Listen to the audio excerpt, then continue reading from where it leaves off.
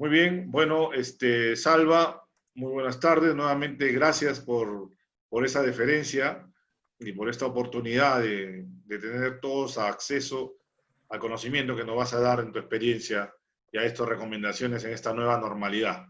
La escuela, como tú sabes, Catalyst Sustainability Graduate School, promueve este tipo de webinars con la finalidad de manera abierta, la gente tenga acceso a los nuevos contenidos y obviamente a expositores de tu profesionalidad, de tu profesionalismo y tu experiencia. Así que te dejo en manos de Lola Berna, quien dirige el webinar, y ella va a estar a cargo de toda la coordinación operativa y el acceso a los chicos que quieran participar después de tu presentación. Bienvenido, Salva, que todo te vaya bien. Bueno, Valeria, ¿querías decir algo primero?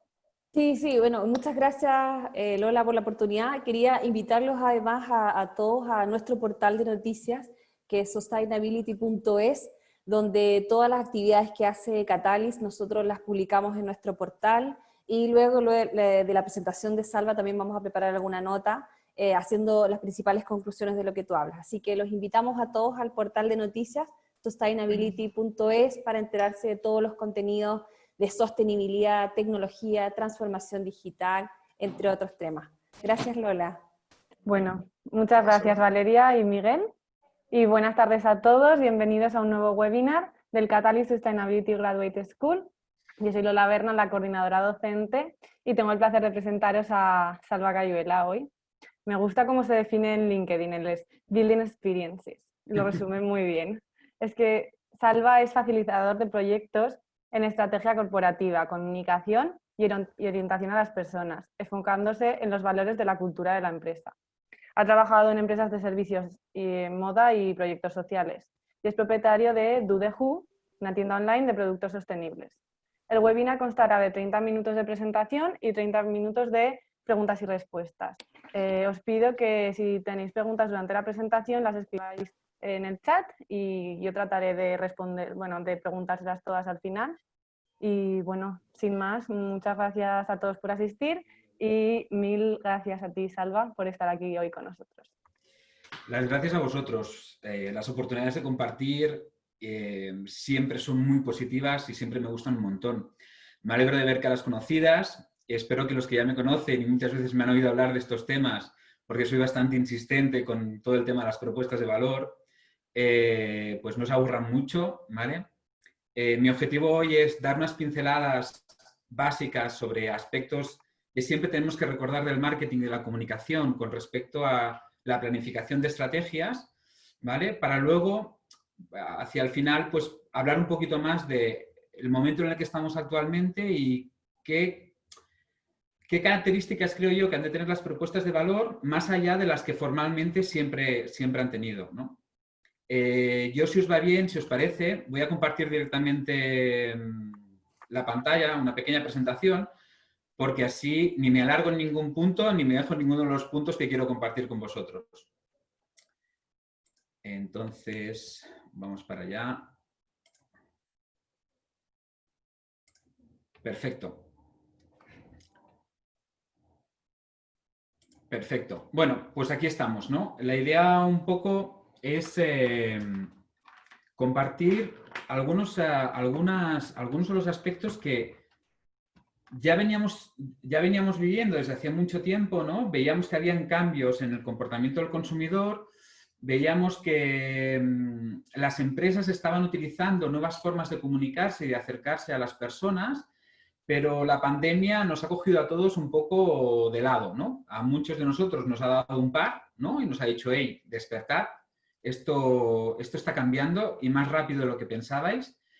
Y a muchos otros también nos ha hecho tomar conciencia de la realidad. Es decir, nos ha hecho volver a ese momento de pensar qué somos, quiénes somos y qué huella queremos dejar en el futuro, ¿no? Hay un... Ay, espera, que no pasa. Ahora. Lo haremos así. Vale. Yo... Últimamente, cada vez que utilizamos la palabra nueva normalidad, que yo la utilizo, es decir, la expresión la utilizo y en el título me parece fantástica, cada vez me doy más cuenta que en verdad hablar de nueva normalidad es un poco irreal, ¿no? lo que nos ha demostrado la pandemia o esta situación es que las cosas cambian y pueden cambiar muy rápido y de un día para otro además.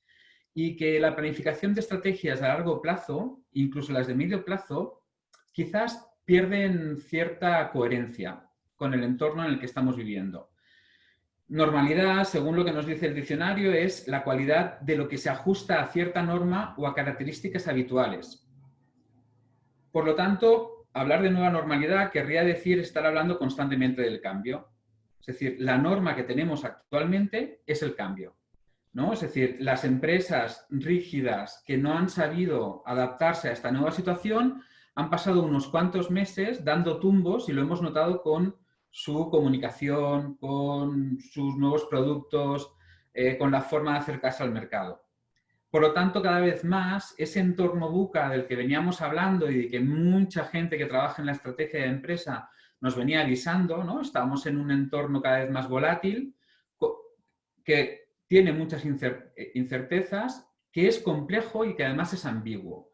Pues ese entorno famoso de VUCA sobre el que trabajábamos con emprendedores y en proyectos de emprendimiento que intentaban generar impactos muy fuertes en ciertos entornos, en ciertos mercados, hoy en día creo que se convierte más en la realidad. Es decir, tenemos que trabajar con la volatilidad, con la incerteza, con la ambigüedad y con la complejidad, ¿no? Es la realidad de lo que tenemos hoy en día. Es decir, no podemos estar pensando qué vamos a hacer a 5 años. No tiene ningún sentido. Lo que tenemos que estar pensando es qué vamos a hacer los próximos meses. ¿Cómo vamos a generar valor en los próximos meses? Porque si algo tiene de real lo que hemos vivido ahora, ¿no? Es que se ha intensificado todo. Todo es mucho más intenso. Y esta intensidad yo la he dividido en 3 grandes bloques, ¿no? Para mí ha habido una intensidad muy bestia en la brecha digital y social, tanto en positivo como en negativo. Estamos hablando de que hemos descubierto que muchas de aquellas cosas que decíamos que teníamos ya digitalizadas o que estábamos en la era de la digitalización, que vivíamos de la digitalización, no es cierto, ¿no? Es decir, hemos tenido el caso tan bestia de Primark, ¿no? Una empresa tan grande que no estaba preparada para vender online. ¿Por qué? Porque su propuesta de valor, que estaba basada en el coste y en el precio de su producto, no admitía los costes ni la gestión del online. Por lo tanto, no estábamos tan preparados o no estábamos tan digitalizados. ¿Dónde lo hemos visto? En las escuelas. Escuelas que creían estar en un nivel de digitalización muy elevado se han encontrado con un profesorado que no podía mantener la actividad normal porque necesitaba herramientas que hasta aquel momento no se habían planteado tenerlas. ¿Dónde lo hemos visto también esta brecha digital? En lo social. Hemos visto que de repente las oficinas de atención a los ciudadanos se tenían que cerrar, todo pasaba a lo digital y colectivos muy grandes de personas que no tenían acceso a lo digital han sufrido porque además han perdido la oportunidad de pedir subvenciones o de mantener contacto con sus servicios sociales porque no tenían acceso a lo digital. Por lo tanto, esta situación nueva, esta vulnerabilidad del entorno nos deja una evidencia muy grande, ¿no? Que ha habido una brecha digital en negativo, pero también en positivo. Hemos incorporado por fin el teletrabajo, ¿no? Es decir, hemos quitado miedos. Algunas organizaciones siguen ahí con mucho miedo y controlando mucho a nivel digital lo que hace el empleado, pero hemos incorporado el teletrabajo y hemos descubierto de repente que no pasa nada por trabajar en casa, que no pasa nada porque gestionemos nuestro tiempo de manera diferente, porque nos podemos mantener conectados. Por lo tanto, esta intensidad ha provocado una brecha digital tanto en positivo como en negativo. También ha intensificado la conciencia, ¿no? Yo creo que hemos tomado más conciencia, tanto como individuos, como a nivel colectivo, como a nivel de entorno.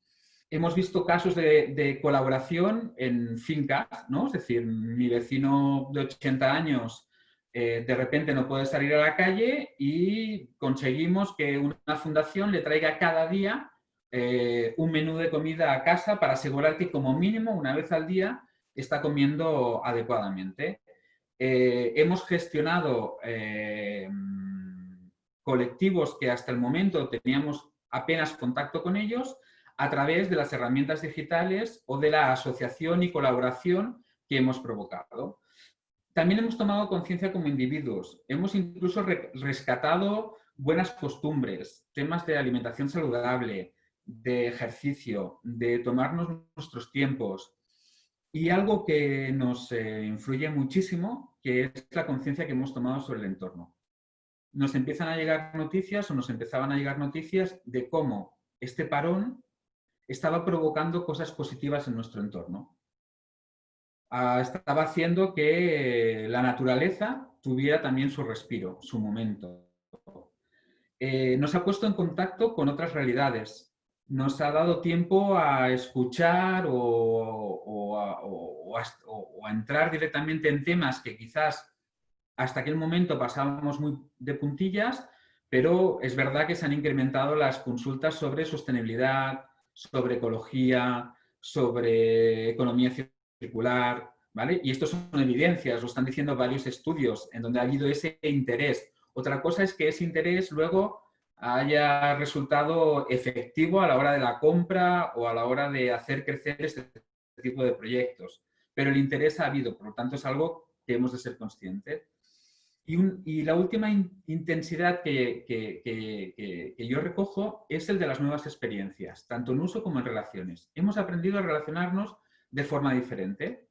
Hemos aprendido a hacer vermouth online, a hacer cervecitas online, a hacer encuentros con la familia online, a celebrar los cumpleaños online, que no es que sean mejores que los físicos, pero hemos aprendido a hacerlo. Es decir, familias con abuelos de más de 80 años han aprendido a poner el Zoom en su teléfono para compartir con sus nietos y con sus hijos un momento en familia. Y también en el uso. Por poner un ejemplo, las viviendas. Había una broma que corría por las redes sociales que es cómo se arrepentían todos aquellos que habían decidido en un momento determinado cerrar las galerías que tenían en sus casas, ¿no? Es decir, qué lástima, ¿no? Ahora, ¿no? Que necesitamos aire, que necesitamos ver el sol, no tener galería en casa, no tener balcón en casa. Las casas han cambiado. Es decir, el uso que le estamos dando, la búsqueda de espacios para poder trabajar, la búsqueda de espacios o cómo reubicar nuestras cosas en casa para poder jugar, para poder estar con la familia, para poder tener un momento de soledad. Todo eso ha sido mucho más intenso. Nos ha hecho ser conscientes de que hay una serie de realidades a nuestro entorno que necesitaban cambiar y las hemos cambiado. En este sentido, si queréis, me meto un poco más en materia de marketing, ¿no? Pero quería dejaros con esta reflexión de cómo la pandemia ha aportado cosas positivas y otras de negativas, pero lo que sí que nos ha hecho ha sido transformar nuestra forma de relacionarnos tanto con nosotros como con nuestro entorno. Y para hablar algo más de marketing, que es un poco más de lo que puedo compartir, ¿no? Vamos a hacer un breve camino, ¿no? Muy rápido, ¿no? Al principio, ¿no? Cuando la era industrial, el producto era pequeño, ¿no? Es decir, hay mínimo, ¿no? Es decir, había muy poco producto y muchísima gente que quisiera utilizarlo. Y ante esta realidad hubo gente que pensó en ese momento, oye, pues si toda la gente quiere subir a un columpio o quiere utilizar un columpio, ¿no? Pues ¿por qué no nos ponemos todos, ¿no? Los que sabemos, a hacer columpios? Y entonces empezó la época de la producción o de la sobreproducción, ¿no? Esto que ahora lamentamos tanto en cómo hemos basado y construido nuestra sociedad, ¿no? Y la gente construía, ¿no? En este caso, si seguimos con el ejemplo del columpio, la gente construía columpios, ¿no? Y daba igual si había mucha gente o poca gente que ya quisiera que el columpio, lo importante era construir columpios, ¿no? Henry Ford, él siempre decía lo mismo, él lo que quería es que todo el mundo tuviera un coche. Por lo tanto, era indiferente si la sociedad necesitaba realmente moverse tanto en aquella época, lo importante era tener un coche. Pues en el caso de los columpios, por seguir con el ejemplo, ¿no? Entonces, claro, llega un momento que tanto columpio en el mercado, ¿no? Ya no se utiliza tanto el columpio. ¿Y qué hace la gente que hace columpios? Pues cambiar la forma de los columpios. Y entramos en esa época en donde el marketing se centró en el producto, ¿no? Es decir, los grandes product managers hacíamos focus groups, metíamos a gente en una sala, les hacíamos preguntas que la respuesta ya la sabíamos y simplemente servían para confirmar que la gente quería columpios diferentes, y entonces nos poníamos a producir diferentes columpios. Veíamos si eran seguros, resistentes, útiles. No, simplemente había que construir columpios diferentes porque era la manera de diferenciarte de la competencia. Pero entonces llegó una época en donde dijimos, pero los columpios los utilizan personas. Y ahí empezamos a ver que habían personas que quizás utilizaban nuestros columpios, pero que no estaban adecuados para ellos. Y es cuando entramos en la era del marketing, en la que empezamos a hablar del cliente, y el cliente lo era todo, ¿no? Todo lo basábamos en el cliente. El cliente me ha dicho, el cliente nos dice, es que el cliente necesita. Y cogimos a un señor que pasaba por allí, un psiquiatra, y se llamaba Maslow, ¿no? Y nos quedamos con su pirámide de las necesidades, y todo lo basábamos en eso. No. Desde marketing tenemos que generar necesidades, ¿no? Porque además, si generamos necesidades, vamos a segmentar a la gente en función de esas necesidades. Y todo lo hacíamos de una manera introspectiva, es decir, hablábamos de nosotros, nosotros generábamos las necesidades y creíamos que teníamos la razón de todo, hasta que nos dimos cuenta que detrás de los clientes habían personas. Y empezamos a trabajar con los individuos y empezamos a darnos cuenta de que esto de agrupar simplemente por necesidades o por cuestiones sociodemográficas no nos acababa de funcionar muy bien. La gente quería algo más, y esta es la evolución que hemos hecho en marketing y en comunicación. Empezamos con producción y una sobreproducción. Cuando ya el mercado no quería nada, no podía admitir más cosas iguales, empezamos a diferenciarnos por producto. Después intentamos diferenciarnos por cliente y después entramos en una época en la que intentábamos diferenciarnos lanzando mensajes de que nos diferenciábamos en las personas y hacíamos cosas solo para una persona en concreto.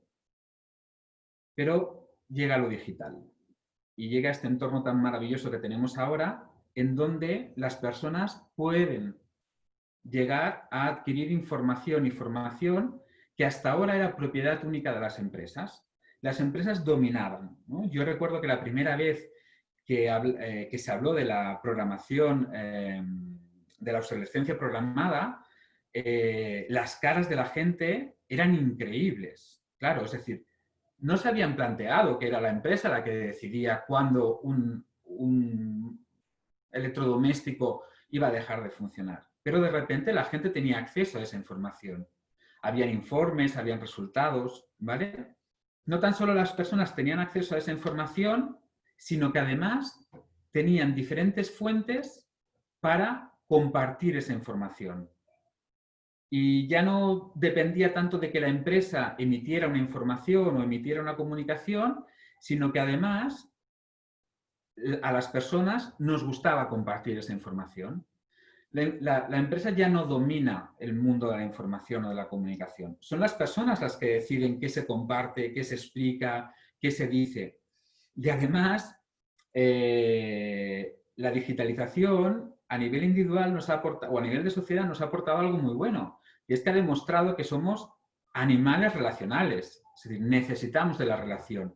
Y hay una cosa que nos gusta mucho como animales, que necesitamos lo social y lo relacional, que es charlar, hablar, compartir, criticar, comentar, explicar qué me ha ido mejor. Es decir, aquel patio de vecinos, hoy lo hacemos a través de las redes sociales. Ahí es donde decimos qué producto funciona, qué producto no funciona, qué servicio nos ha gustado, quién nos ha atendido bien, quién nos ha atendido mal. Por lo tanto, la empresa pasa a un segundo plano, donde no domina la comunicación, no domina lo que se dice de ellos y tienen que aprender a hablar de tienen que aprender a escuchar. Los entendidos de marketing entonces dicen, el cliente nos está engañando, ¿no? Y nos sacamos esa idea del consumidor camaleónico, ¿no? Es que el cliente cambia constantemente, es que el cliente nos engaña, es que el cliente nos dice que le gusta lo blanco, pero luego va a comprar y le gusta lo verde, es que nos dice que la sostenibilidad a tope, pero fíjate, sigue comprando en cadenas de fast fashion.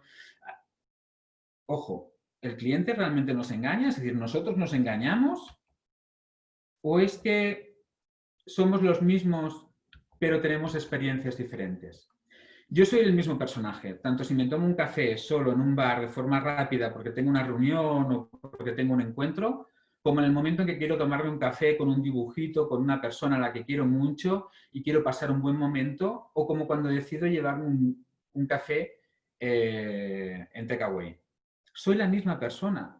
Lo que cambia de mí es mi entorno, es mi experiencia. Es la experiencia que quiero conseguir a través de los productos o a través de los servicios. Por lo tanto, nos damos cuenta que no se trata tanto de que los consumidores cambian o tienen visiones diferentes a cada momento o nos engañan con respecto a lo que dicen que hacen y a lo que hacen que dicen, sino que se trata más de que somos personas que vivimos de la experiencia.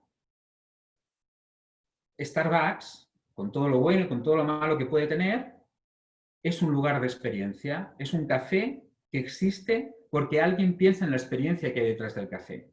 Su propuesta de valor no está basada en el café, ¿no? De hecho, en los años 90, a principios de los 2000, tuvieron que cerrar muchas cafeterías porque habían perdido parte de la esencia que era tener un buen café.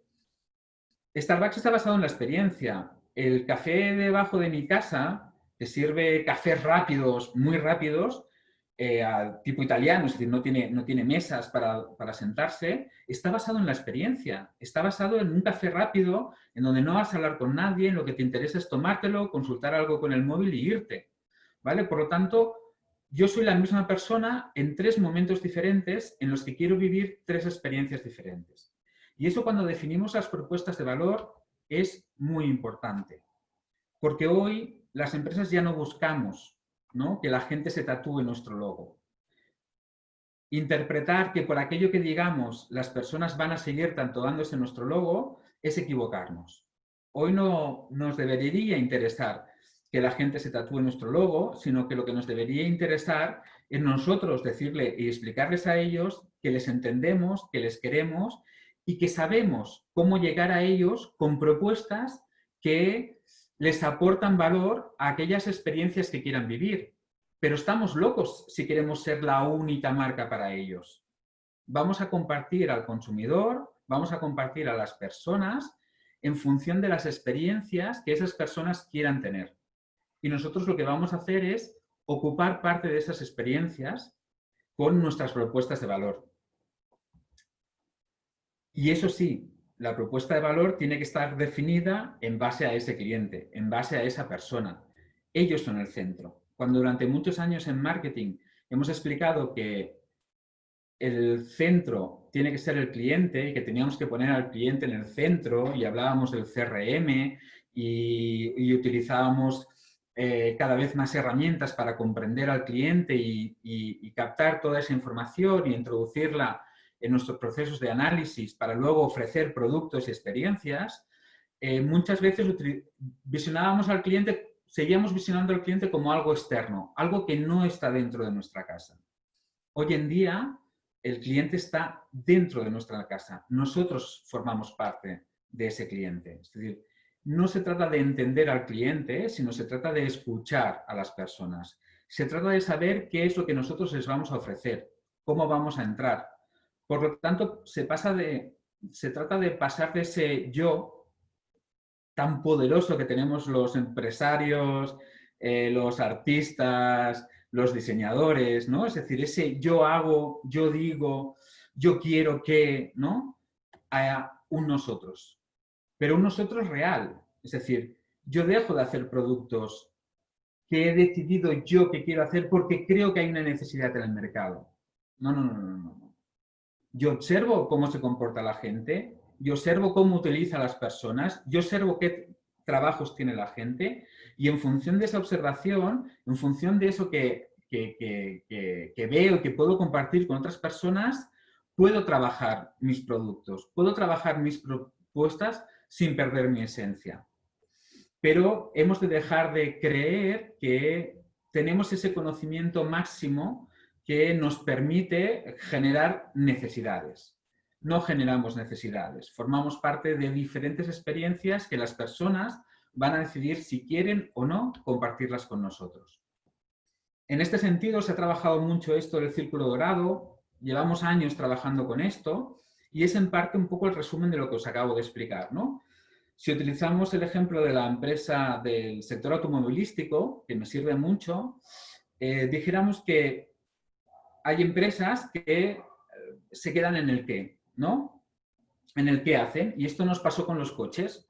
Durante los años 50, 60 y 70, muchísimas casas de coche lo que te explicaban en su comunicación es que hacían coches.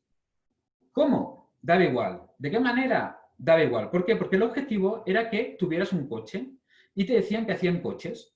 Como mucho te decían que hacían coches de 2 plazas, coches de 4 plazas, de 5 plazas, pero el mensaje siempre eran coches. Y la propuesta de valor estaba basada en eso. Estaba basada en yo hago coches. Claro, cuando ya todo el mundo tiene un coche, entonces de repente nos empiezan a explicar que los coches pueden ser diferentes, de gasolina, de diésel, con elevadoras eléctricos, con 5 asientos, con el techo descapotable. Y la gente nos empieza a explicar, las marcas nos empezaban a explicar es cómo hacían los coches. Y aparecían esos anuncios en donde veías cómo la gasolina y el aceite entraban en el motor y hacían explosión y eso hacía que el coche funcionara. O nos explicaban incluso cómo funcionaba un elevalunas eléctrico. Veíamos anuncios que supongo que todos recordaréis que el coche estaba como desguazado y se iba montando poco a poco, porque la importancia estaba en explicarnos cómo se hacía un coche, cuántas válvulas tenía un coche. Es decir, hacernos expertos de coche para que cuando llegáramos a comprar un coche fuéramos un poco con la lección aprendida, ¿no? La ilusión, ¿no?, estuviera en cuántas válvulas tenía el coche o cuánta potencia tenía, ¿no? Y luego, pues había personas como yo que iba a un concesionario y no podía comprarse un coche en función a esos parámetros porque yo lo único que quería es que me llevara de un sitio para otro y fuera cómodo para todas las personas que quería meter dentro del coche. Y entonces aparece el porqué, ¿no?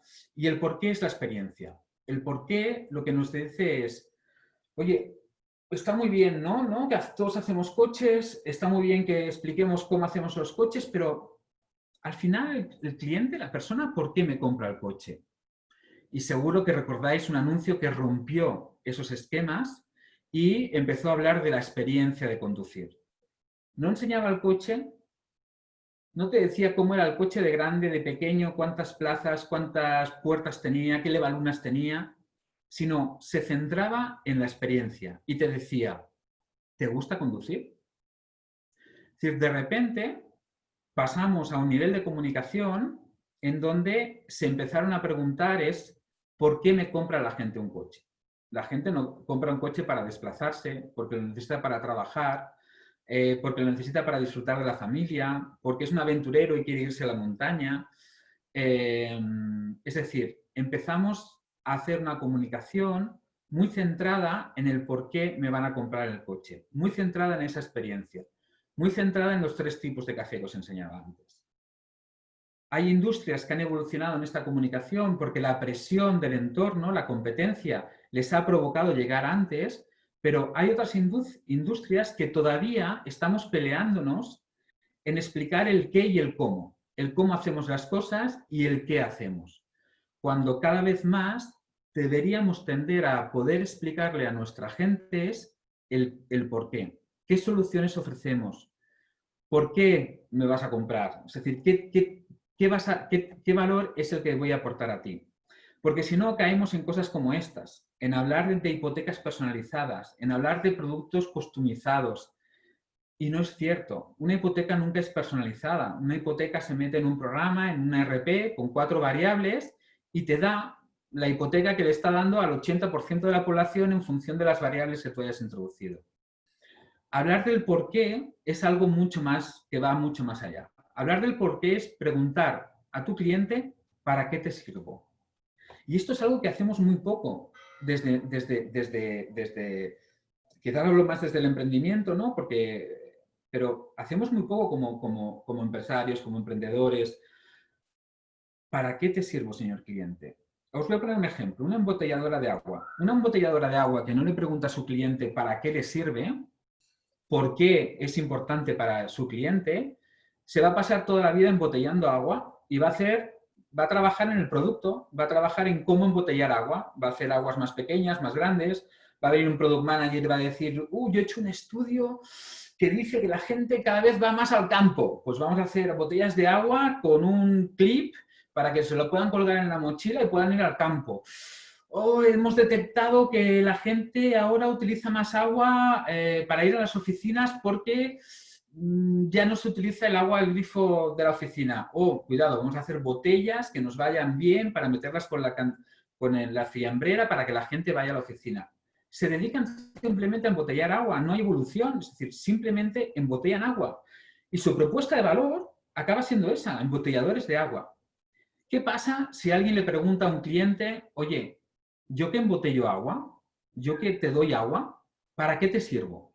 Pues esto lo hizo una casa y la respuesta del cliente fue, tú me refrescas. Es decir, yo no te compro porque embotelles agua. Yo te compro porque tengo sed y tú me refrescas. Y entonces con eso te vas adentro, te vas a tu empresa y dices, hostia, si resulta que mi cliente no me compra porque embotelle agua, que es como me he definido yo siempre, y me compra porque le refresco, me permite pensar en otras opciones, me permite crecer para poder seguir refrescando a mi cliente. Y si yo me declaro como refrescador de personas, ¿no? Va a ser muy coherente todo aquello que aporte valor en ese refresco. Luego ahí cada uno se va a definir como el refrescador de personas saludable o con azúcar o sin azúcar o da igual, ¿no? Ya es entrar a detalle. Pero quiero que me entendáis un poco la importancia de una propuesta de valor. Una propuesta de valor hecha desde el interior hace que solo hablemos de nosotros, de nuestro producto y de lo que sabemos hacer. Una propuesta de valor pensada y preguntada en el exterior, es decir, ¿yo para qué te sirvo? ¿Yo qué soy para ti? Permite a cualquier empresa, por muy pequeñita que sea, es decir, y este trabajo está hecho con emprendedores también, permite crecer. Imaginaros un pequeño emprendedor, una pequeña emprendedora que está desarrollando, vamos a poner una línea de zapatos deportivos, ¿vale? Por salirnos de algunas de esto. Si él dice, no, es que yo tengo un zapato deportivo que es la repera, es el mejor zapato deportivo, porque además lo he estado estudiando, observando, he hecho no sé cuántos cursos de zapatos deportivos, he estado buscando los mejores materiales sostenibles para hacer zapatos deportivos y lanza su prototipo genial de zapato deportivo. Pero no le ha preguntado a la gente, oye, si yo te hago un zapato deportivo, ¿para qué lo vas a utilizar? ¿Qué solución te voy a aportar si soy un zapato deportivo? ¿Qué esperas de mí? Entonces, él habrá hecho un zapato deportivo genial, estéticamente perfecto, habrá utilizado los colores de moda, los últimos productos, pero se le habrá olvidado preguntarle al cliente es, ¿para qué me vas a utilizar? Y a lo mejor descubre que el cliente, un zapato de esas características, lo va a utilizar el 80% en ciudad. O que lo que el cliente espera de un zapato deportivo es poder utilizarlo en el campo y que se moje y se seque automáticamente. O es poder limpiarlo sin meterlo en una lavadora para no tener que contaminar. Preguntar y ver en qué usos la gente está utilizando aquello que nosotros queremos hacer es fundamental para hacer propuestas de valor amplias. Que no nos obliguen siempre a estar haciendo lo mismo. Es decir, si yo me defino como zapato deportivo, siempre voy a hacer zapatos deportivos. El día que esa marca decida poner una sandalia o un zapato diferente, la gente le va a decir, pero estás loco, tú haces zapatos deportivos. No me des cosas diferentes. Yo te compro porque eres zapato deportivo. Pero si yo me defino como persona que aporta soluciones sostenibles para caminar, me va a permitir seguir investigando y seguir ofreciendo propuestas de valor diferentes, ¿vale? Y esto de que estoy hablando tanto sirve si vendemos en B2B, es decir, si vendemos de empresa a empresa, como si vendemos de empresa a persona. Es decir, hacer propuestas de valor pensadas en nuestro cliente es muy importante, porque al final, vendamos a empresas o vendamos al cliente final, estamos hablando de persona a persona. Al final estamos hablando de que hay un comprador, alguien que tiene un trabajo, que tiene algo que hacer y que necesita, para realizar ese trabajo, para satisfacer eso que tiene que hacer, necesita de algo. Y al final es una conversación entre las personas, ¿no? Es ofrecer soluciones no a necesidades creadas desde dentro de las empresas, sino soluciones a aquellas cosas que pasan en la calle, que pasan realmente. Seguro que todos conocéis, ¿no?, este modelo de generación de propuestas de valor, ¿no?, de estos dos personajes, que se ha hecho muy famoso y que se ha utilizado mucho. Ellos hablan de algo tan sencillo como es que el cliente, al final, lo que tiene o lo que quiere obtener son alegrías, solucionar trabajos que tiene que hacer o limitar las frustraciones que le provoca algo, ¿no? Por lo tanto, nuestra perspectiva como propuesta de valor tiene que estar centrada en eso. Tenemos que saber qué alegrías generamos con nuestro producto, qué soluciones estamos dando para esos trabajos que tiene que hacer el cliente. Es decir, si el cliente tiene que calzarse para caminar, qué solución nosotros le aportamos a eso y cómo se diferencia esa solución del resto de soluciones y qué frustraciones eliminamos. Es decir, ante la duda de comprar un zapato sostenible o no, ante la duda de comprar un zapato de montaña o no, cómo solventamos esas frustraciones que puede tener el cliente en el proceso de compra. Y al final lo que hacemos es determinar, ¿no?, unas propuestas de valor definidas en base a unos parámetros estratégicos. Y eso estaba muy bien. La verdad es que seguimos utilizando este modelo y nos sigue siendo útil. ¿Pero es útil ahora? ¿Es útil simplemente quedarte con eso, con un factor diferenciador? ¿O tenemos que ir a algo más? Si hemos aprendido y si sabemos que el 85% de las decisiones de compra se toman desde el factor emocional, o hay un componente emocional muy elevado del 85% según los estudios en las decisiones de compra, podemos plantearnos simplemente propuestas de valor basadas en un factor diferencial estratégico. Yo creo que tenemos que ir algo más allá, porque si no, recurrimos a lo que está pasando ahora en muchas marcas, que su propuesta de valor sigue centrada en el producto. Acabamos en la sensibilidad, ¿no? Y es donde vemos esos anuncios que intentan tocar la fibra, pero que nos aportan poco valor y que la gente acaba cansándose. Oye, ¿qué me vas a explicar? ¿Qué quieres? ¿Sacar la lágrima, pero para luego seguir vendiéndome lo mismo que me has estado vendiendo hasta ahora? ¿Dónde está esta propuesta de valor? Si al final lo que yo estoy comprando son experiencias, son momentos diferentes. Si esté en casa o esté fuera de casa, lo que queremos es vivir, compartir esa experiencia. Por lo tanto, volvamos otra vez a este esquema y veamos qué cosas han cambiado actualmente.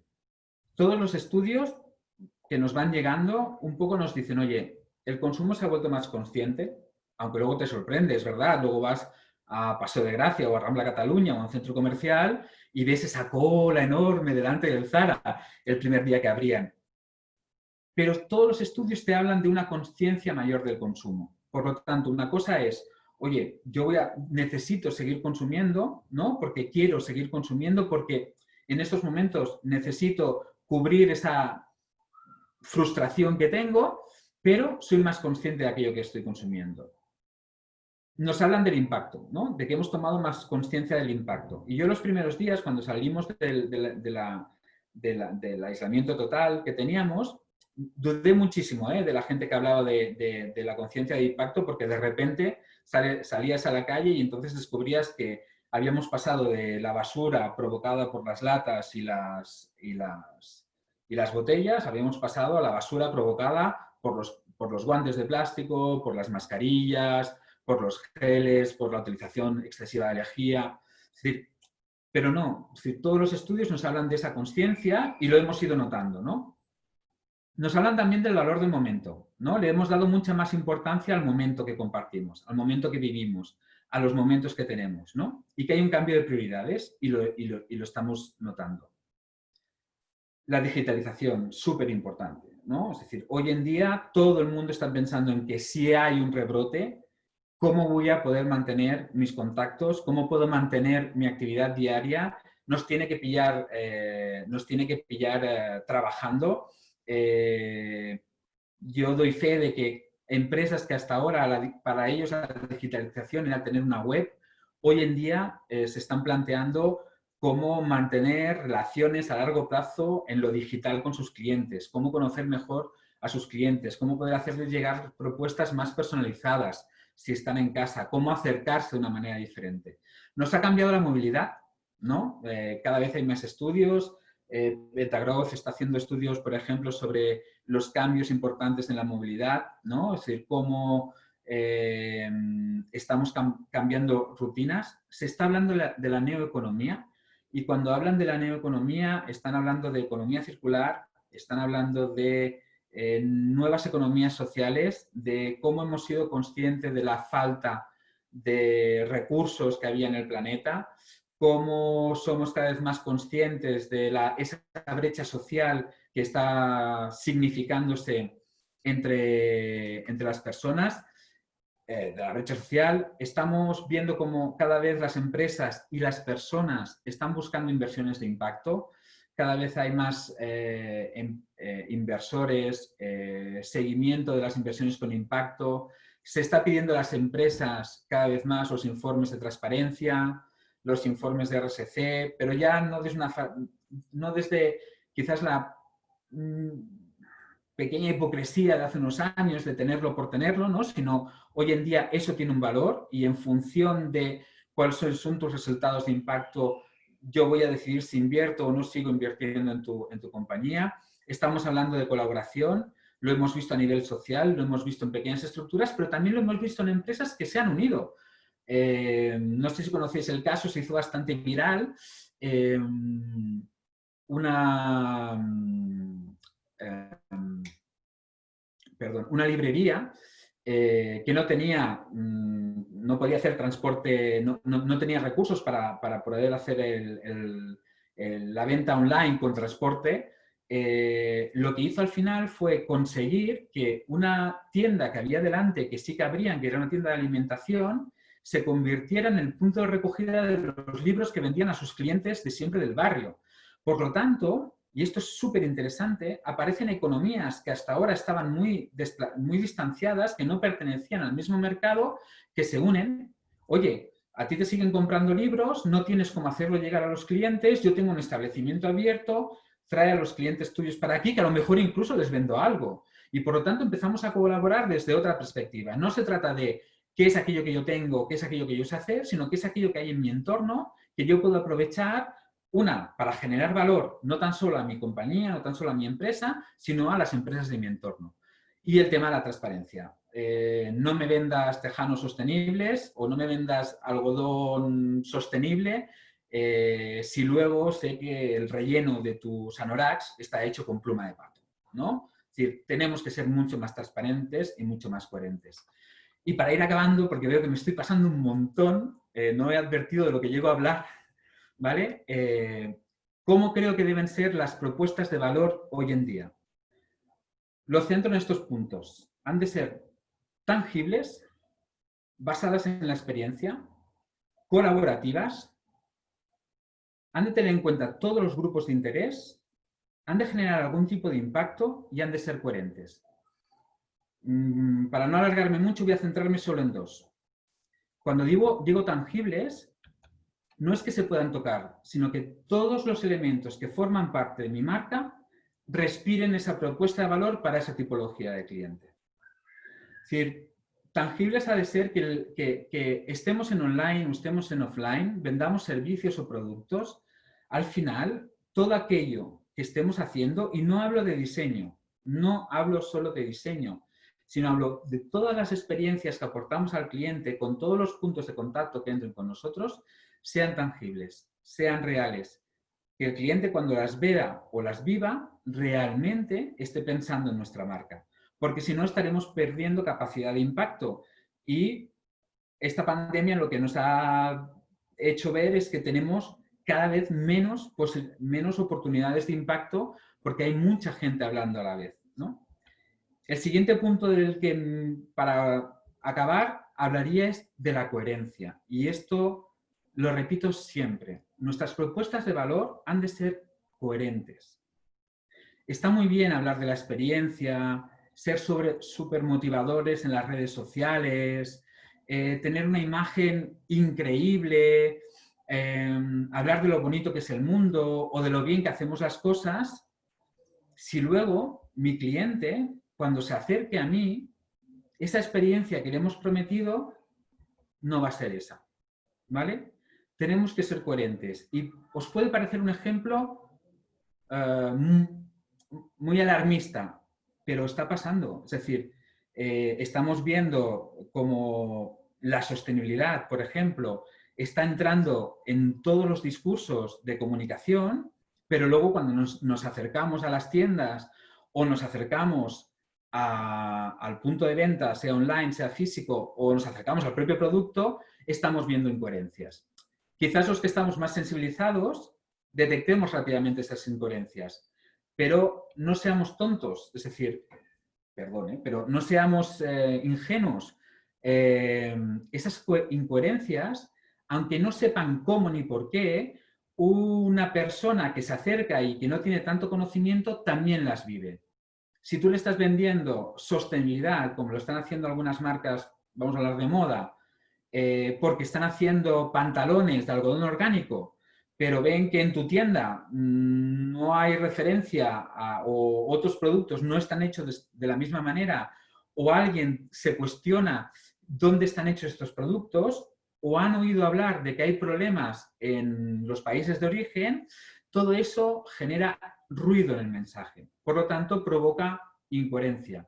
Y la incoherencia es algo que nuestro cerebro, ¿no? En las 3 partes que tenemos del cerebro, lo que hace automáticamente es bloquearlo, ¿no? Ante un mensaje incoherente, ante un mensaje entre lo que digo y lo que hago, o lo que digo que hago, eso es incoherente, el cerebro se va a bloquear y va a hacer que esa propuesta de valor tan bien trabajada no tenga realmente valor. Por lo tanto, de poquito a poquito, no hay que ser perfecto en todo, no hay que ser increíblemente maravilloso ni ir a por el mejor diseño, sino hay que ser transparente, coherente, explicar el impacto que generamos y todo hacerlo de la mejor manera tangible para que la experiencia sea positiva en casa de los clientes, para que la experiencia sea positiva para los clientes. Y muchísimas gracias, porque creo que me he alargado un montón, así que no, ha sido perfecto. Muchísimas gracias, Salva. Yo creo que sí que de las conclusiones que hemos sacado de los webinars es esto, que hay un cambio, que cada vez la gente es más consciente, ¿no? Que hay esa esperanza, que se nos ve como personas más que como clientes, que se busca seducirnos de otras maneras. Preocupa eso, el greenwashing y cómo se utilice. Sí.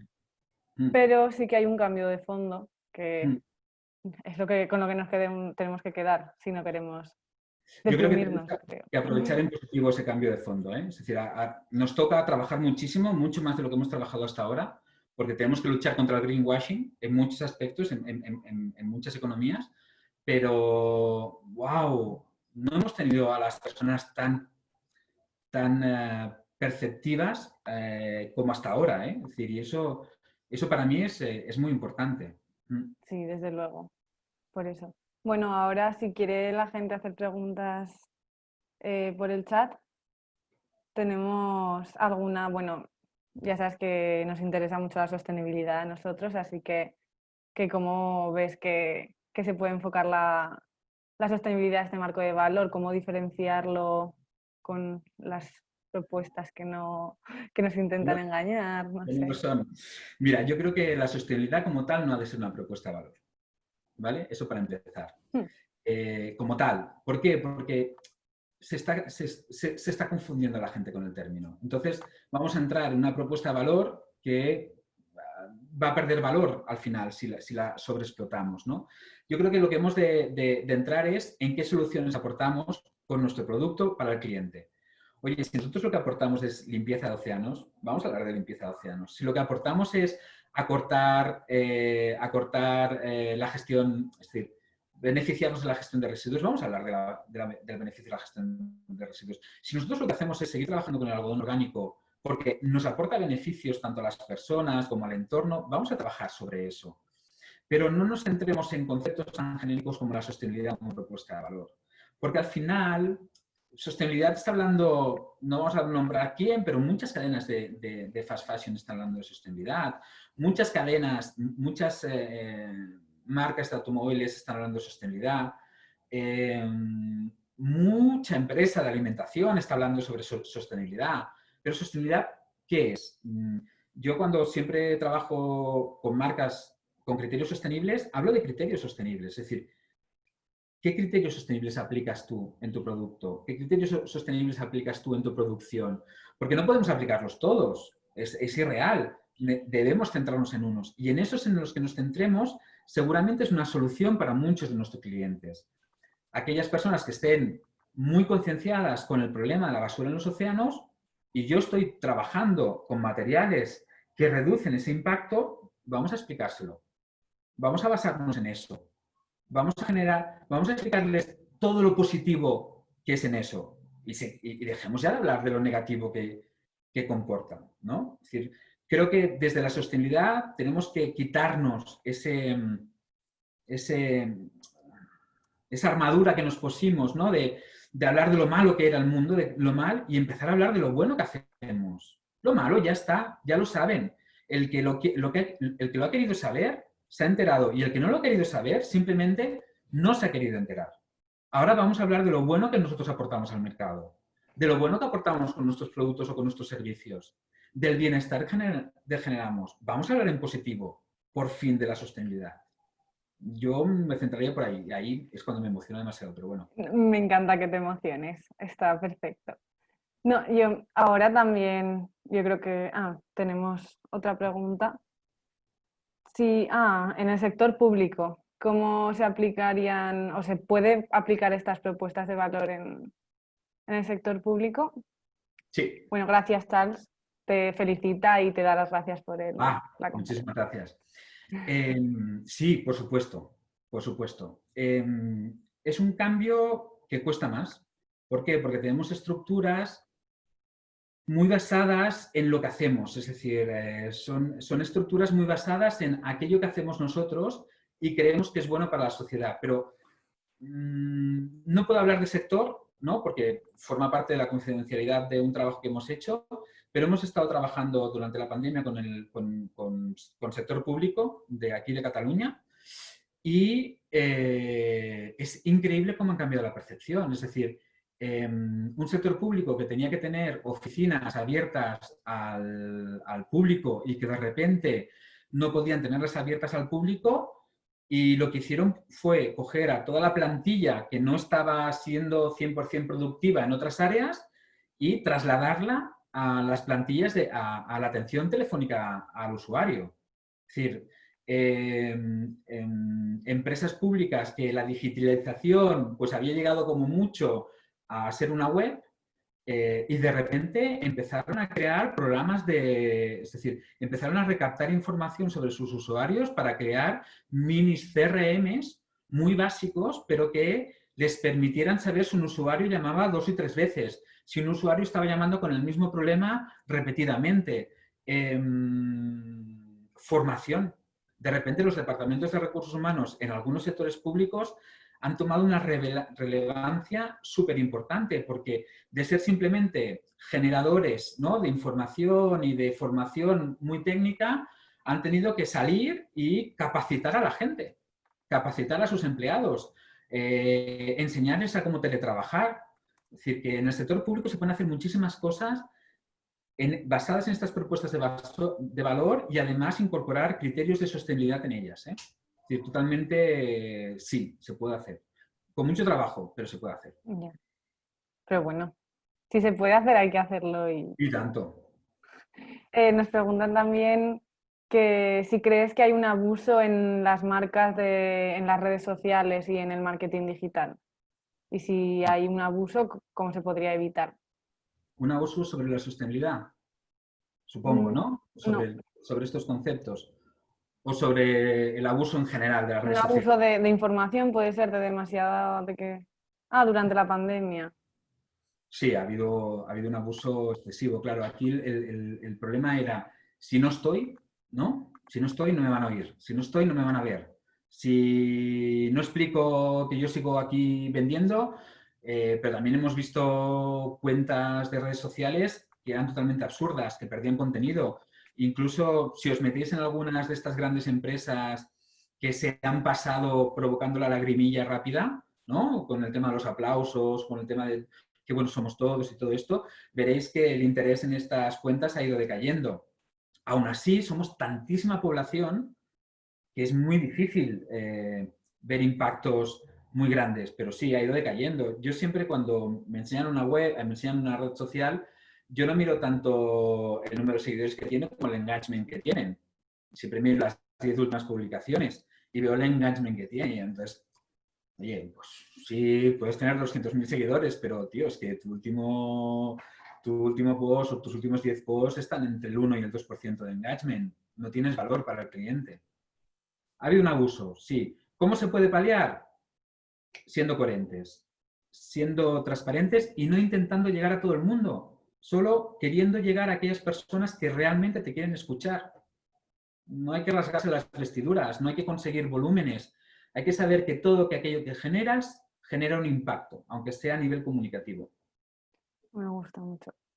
Ah, mira, pregunta Silvia Calvo, ¿qué crees que crea más engagement? La verdad. La verdad, mucho más que el producto. Yo creo que hemos pasado un momento en que necesitamos, y Silvia sabe que sigo su red social, por supuestísimo. Yo creo que, y ella lo ve en su engagement, seguro, crea mucha más realidad cuando hablamos de realidad, de cómo hacemos las cosas, del uso que tienen las cosas, de qué impacto generamos. Cuando hablamos de una manera bonita, porque se tiene que hablar de una manera bonita, de una manera fácil, pero hablamos de quiénes somos, de quién hay detrás, de qué queremos ofrecer, de cómo se hace esa última puntada, de cómo acabamos ese último diseño, ¿no? Es decir, Silvia, de cómo escribimos la frase en las mascarillas, ¿vale? Todo eso a la larga genera mucho más engagement porque genera un impacto real, es transparente, es tangible, yo puedo saber cómo lo haces y eso ofrece tangibilidad.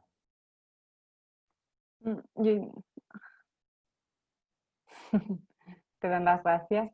Yo quería, bueno, puntúa Miguel que eso tiene que ver luego con la integridad del producto, de la propuesta, que también, claro, yo te quería preguntar después del COVID, ¿qué prioridades vamos a tener? ¿Crees que hay que potenciar en esta propuesta de valor? Así.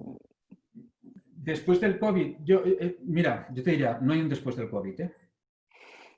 Primero, sí, tienes razón. No hay un después del COVID. Con esta realidad que tenemos ahora, con lo que nosotros somos capaces de hacer, con lo que nosotros somos capaces de imaginar, ¿qué podemos hacer? ¿No? ¿En qué nos tenemos que centrar? En no intentar competir entre nosotros, sino cómo nos generamos valor, cómo nos juntamos para generar valor. Yo estoy trabajando, mi e-commerce, que ahora lo tengo paralizado, ¿no? ¿Cómo puede ser un generador de valor, ¿no? Y yo lo puse en valor. Yo dije, oye, yo tengo una plataforma web hecha que tiene un público y que puede generar valor. Es decir, si hay gente interesada en quedársela o aportar contenidos o tal, oye, pongámoslo en marcha. Pero así hemos visto muchos recursos que se están haciendo. Hay marcas de Barcelona, ¿no? Que decían, oye, yo tengo un taller, alguien necesita coser mascarillas, yo tengo el taller. Es decir, no se trata de cuánto vamos a ganar o si esto lo hago yo o si va a salir con mi marca. Yo creo que estamos en ese momento tan dulce, tan bueno de cualquier sector, es decir, vamos a pensar en lo que ya está hecho, vamos a pensar en lo que sabemos hacer y cómo lo juntamos y provocamos algo que sea un solucionador de problemas mucho mayor que lo que podemos hacer individualmente. Oye, tú necesitas un e-commerce, no hagas un e-commerce, vete a buscar e-commerce que ya están hechos. Tú necesitas un punto de venta, ¿has hablado con aquel tipejo que ahora mismo, perdón, porque de tipejos que soy muy bruto hablando, pero has hablado con aquel personaje que ahora mismo no tiene optimizado al 100% todo el espacio de su tienda y a lo mejor le cabe un metro lineal para incorporar tu marca? ¿Por qué no? ¿Por qué no pasamos un poco de egos? Claro que todo el mundo sabe ganar el dinero, ¿eh? Que cuando yo hablo de sociedad colaborativa, no estoy hablando de Happy Flower, no estoy hablando de aquí qué buenos que somos todos, no, no, no. Estoy hablando de cómo ganamos dinero haciendo aquello que sabemos hacer. Yo creo que por ahí, hostia, ojalá, ojalá. Yo tengo ahí una idea que estoy acabando de madurar y quiero sacar al mercado de, oye, vamos a generar valor para los emprendedores, vamos a crear una plataforma que no nos haga ir como pollo sin cabeza, buscando recursos, aprendiendo, autoformándonos mucho, sino, oye, yo tengo este recurso, yo sé hacer esto, pues vamos a ponerlo en valor, ¿no? Pues Yo creo sí. que deberíamos ir hacia ahí, pero quizás es un sueño demasiado utópico, ¿eh? No digo que no. A mí me ha gustado mucho el ejemplo que has puesto de la librería, como que en la adversidad se tienen que encontrar estas soluciones y están más cerca de lo que pensábamos y no las Sí. veíamos. Sí. Un paqui debajo de mi casa utilizó la pandemia para poner carteles en todas las porterías diciendo te llevo lo que quieras, pero así, ¿eh? Te llevo lo que quieras gratis a casa. Es que ven el negocio, ellos sí que lo tienen. Claro, porque no vienen con la estructura mental del yo, vienen con la estructura mental de para qué yo te voy a servir. Hay muchas culturas que deberíamos aprender un poquito más que están muy bien enfocadas al qué soy, qué puedo ser yo para ti. Sí, pero venimos de una un poco individualista últimamente, sobre Sí. todo con la influencia estadounidense. Que Sí, nos gusta esperemos. mucho el ego y el aplauso personal, eso nos Exacto. motiva un montón. Sí, es lo mejor. Sí. Bueno, pues no sé si nadie más, hemos llegado a la hora, entonces si nadie más tiene ninguna pregunta, yo solo puedo agradecerte, Salva, por... sí que tenemos una pregunta más, esta será la última. Vale. En el tema sanitario, ¿tú crees que, qué propuestas de valor pondrías en el tema sanitario, en clínicas privadas? En clínicas privadas, soluciones. Las clínicas privadas hablan demasiado de lo que hacen, no de lo que pueden mejorar la vida de las personas haciendo lo que hacen. Es decir, seguimos teniendo muchas clínicas privadas con el gran listado de cosas que son capaces de hacer. Las hagan o no las hagan, pero un listado enorme de servicios. Oye, ¿y por qué no lo dejamos en 5 soluciones que tú ofreces a las personas? Bienestar personal, bienestar corporal, bienestar mental. Es decir, ¿por qué queremos explicar tanto lo que hacemos cuando muchas personas lo que hacemos les puede incluso dar miedo? ¿No? Es decir, ¿me vas a qué? No, mira, yo con esto lo que hago es mejorarte esto o garantizarte que puedas tener un mejor desarrollo en esto o sentirte mejor. Es decir, que den el paso a la persona, no tanto a lo que hacen, que den el paso al why, al por qué la gente viene a mí.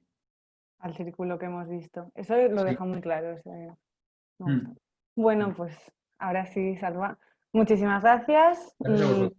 Te esperamos. Ya sabes que tienes siempre la puerta abierta para nosotros. Eres un excelente compañero en este viaje que hemos emprendido hace poco y toda la suerte del mundo en los próximos meses que se deparan curiosos.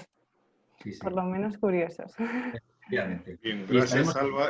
Perdona, ahí confirmo y ratifico todo el trabajo que vienes haciendo y obviamente la felicitación también es nuestra desde la escuela. Ya Lola te lo ha planteado muy bien. Y a todos los participantes vamos a tener la oportunidad de tener a Salva en el diploma y en el máster en febrero, así que esto ha sido solamente una pincelada de todo lo que pueden recibir. Un agradecimiento desde la Escuela Salva y las puertas de la escuela están abiertas para ti en cualquier momento que lo necesites. Fuerte abrazo. Muchas gracias. Gracias a todos también. Gracias a todos por venir. Adiós.